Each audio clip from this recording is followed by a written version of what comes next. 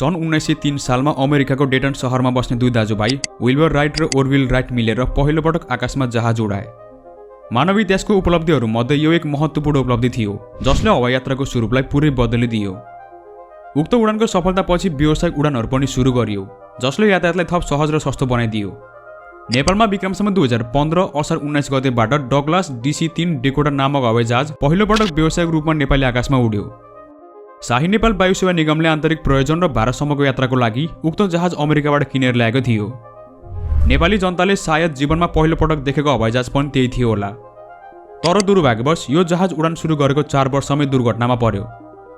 विक्रमसम्म 2019 साउन 17 गते नेपालको गौचर एयरपोर्टदेखि भारतको दिल्लीको पलम एयरपोर्टको लागि उडान गरेको जहाज तुलाचन धुरीको डाँडामा गएर ठोकियो, जसमा सवार 10 जना यात्रु र चालक दलका 4 सदस्यहरूको अन द स्पट मृत्यु भयो। नेपालमा अस्ति भर्खर पोखरामा भएको प्लेन दुर्घटनासहित आजसम्म 52 वटा हवाई जहाजको दुर्घटना भइसकेको छ। नेपाल हवाई दुर्घटनाको मामलामा 207 देशहरूमध्ये 33औं स्थानमा पर्छ। भारत 79 प्लेन दुर्घटनासहित 13औं स्थानमा पर्छ र अमेरिका 1578 प्लेन दुर्घटनासहित पहिलो स्थानमा पर्छ। विश्व इतिहासमा यस्ता कयौं प्लेन दुर्घटनाहरू भए जसलाई सम्झिँदा आज पनि मुटु काम्छ। आजको यस भिडियोमा विश्व इतिहासका 10 भयङ्कर प्लेन दुर्घटनाहरूको बारेमा चर्चा गरिनेछ। आउनुहोस् सुरु गरौँ। Number 10 United flight 232। United flight 232 को DC-10 नामक जहाज जुलाई 1989 मा शिकागो एयरपोर्टबाट फिलाडेल्फिया इन्टरनेसनल एयरपोर्टतर्फ उडिरहेको बेला पुच्छर माथि रहेको इन्जिनको पंखामा दरार आएर जहाजको हाइड्रोलिक सिस्टमलाई जाम गराइदियो, जसले गर्दा पाइलटले जहाजलाई कन्ट्रोल गर्न सकेनन्। फलस्वरूप सियोक सहर लोआमा आकस्मिक अवतरण गरियो, जसबाट 296 जना यात्रु र चालक दलका सदस्यहरूमध्ये 112 जनाको निधन भयो भने बाँकी 184 सकुशल बाँच्न सफल भए।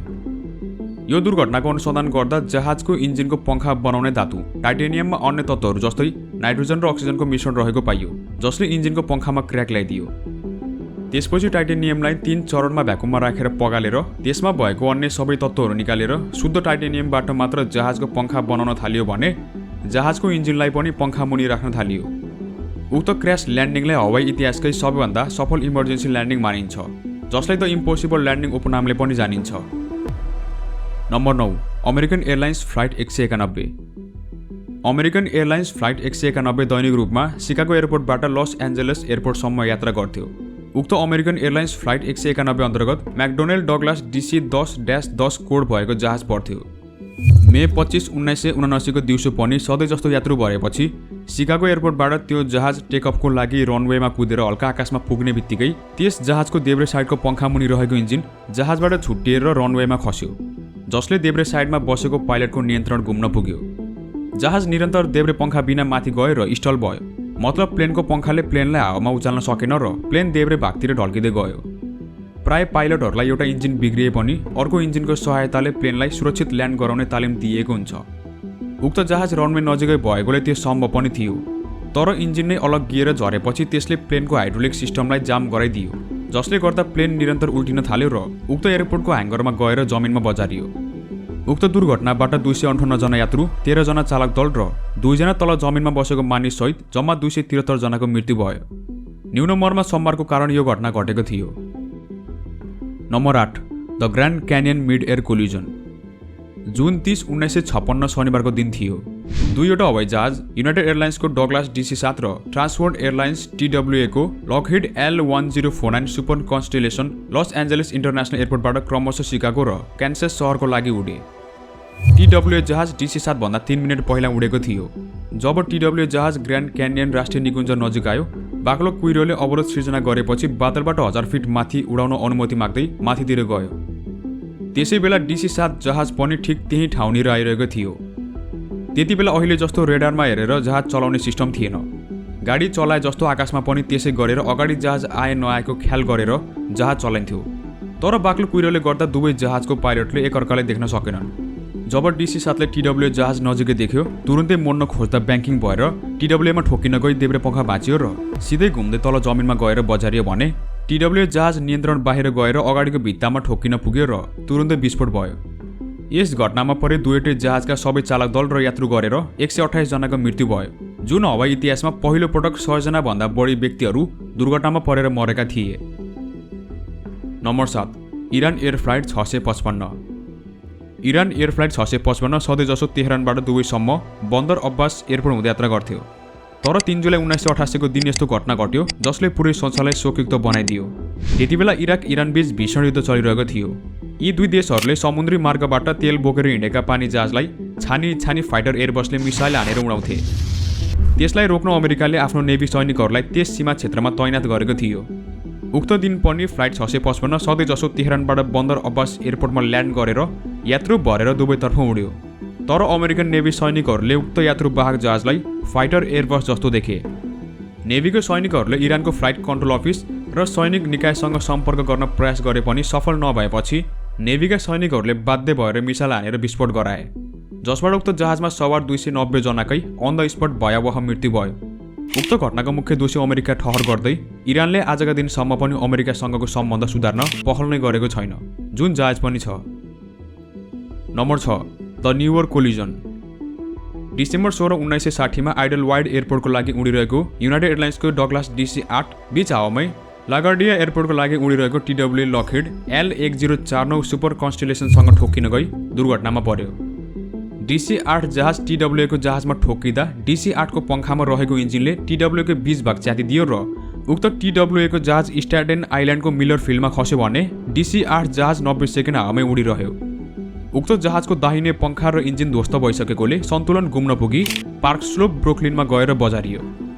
यो घटनामा परि दुवैटै जहाजमा सवार 128 जना यात्रु र जमिनमा बसिरहेका 6 जनाको मृत्यु भयो, जुन त्यो बेलाको विश्व हवाई इतिहासकै सबैभन्दा भयङ्कर र डरलाग्दो दुर्घटना थियो, जसले मानिसहरूलाई केही वर्ष प्लेन चढ्न पनि 10 चोटि सोच्न बाध्य बनायो। नम्बर 5 साउदी अरेबियन फ्लाइट 763 र काजाखस्तान एयरलाइन्स फ्लाइट 1907।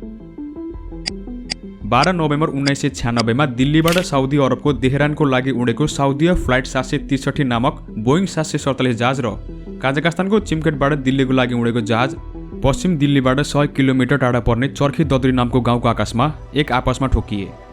उक्त दुर्घटनामा परि दुवैटै जहाजमा सवार 349 जना यात्रु र चालक दल सहित सबैको मृत्यु भयो, जुन विश्वकै सबैभन्दा घातक हवाई टक्कर थियो र भारतको हवाई इतिहासकै सबैभन्दा डरलाग्दो दुर्घटना थियो।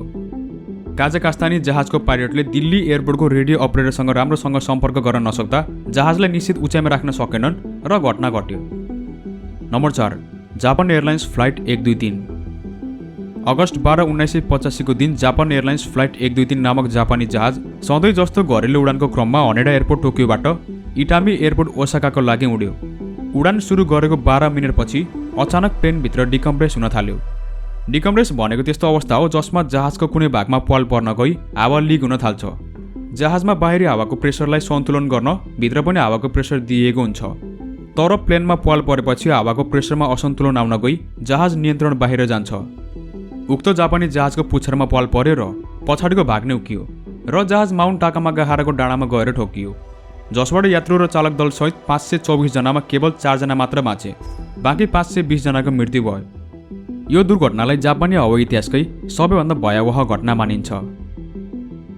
Number 3 air India flight 182। Air India flight 182 23 जुन 1985 मा क्यानाडाको मोन्ट्रियलबाट लन्डनको लागि उडिरहेको बेला हावामै पड्केको थियो।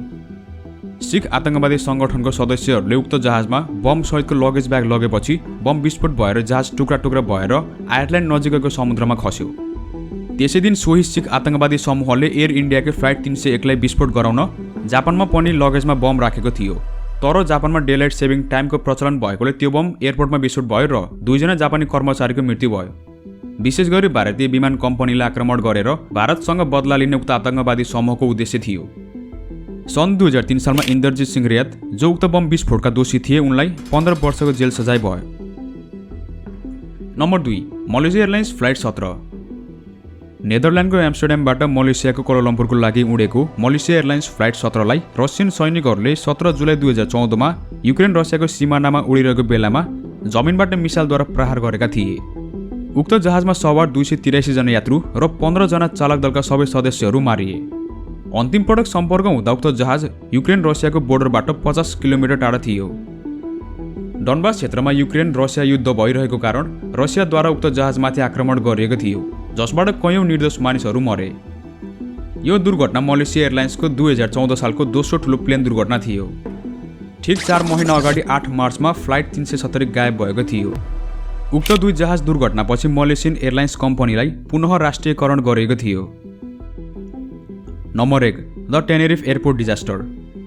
टेनेरिफ एयरपोर्ट घटना मार्च 27, 1977 मा स्पेनको टेनेरिफ आइल्यान्डमा घटेको थियो, जसमा दुईवटा बोइङ 747 यात्रुवाहक जहाज एक आपसमा ठोकेका थिए। ग्रान्ड क्यानेरिया एयरपोर्टमा बम फेला परेकोले त्यस रुटको सबै जहाजलाई टेनेरिफ एयरपोर्टतिर प्रस्थान गर्न सुझाव दिएको थियो। उक्त एयरपोर्ट आकारमा सानो भएकोले ठुला जहाज उडाउन र ल्यान्ड गर्न एउटै मात्र रनवेको प्रयोग गरिन्थ्यो। KLM फ्लाइट 4805 नामको जहाज नेदरल्यान्डबाट टेनेरिफ एयरपोर्टमा ल्यान्ड भएर इन्धन भरेपछि उड्ने तयारीमा थियो। त्यस्तै प्यान AM 1736 नामक जहाज पनि त्यसै एयरपोर्टमा उड्ने तयारीमा थियो। उक्त एयरपोर्टमा बाक्लो हुस्सु लागेको भएर देख्न मुस्किल भइरहेको थियो। KLM फ्लाइट 4805 पूर्वतिरबाट उडानको लागि गुड्न थाल्यो भने त्यही रनवेमा पश्चिमबाट प्यान AM 1736 जहाज पनि उड्नको लागि प्रस्थान गर्यो।